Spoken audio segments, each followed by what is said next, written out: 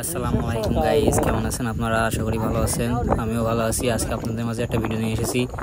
এই ভাইটি ছিপ দিয়ে নদী থেকে এক কুচে ধরে ফেলাইছে। দেখেন কিভাবে বড়শিতে আটকাই গেছে এই কুচেটি। দেখেন কিভাবে আছাড় খাচ্ছে। দেখেন সাপের মতন পিছাচ্ছে এই কুচে। ছিপি উঠেছে এই ভাই নদী থেকে। দেখেন কিভাবে মারতেছে কুচিটাকে বসি থেকে ছাড়ানোর জন্য। এই কুচিটা কামড়ালে রক্ত বেরোয় যায়। সেই কুচিটার নাম হলো এই যে কুচে।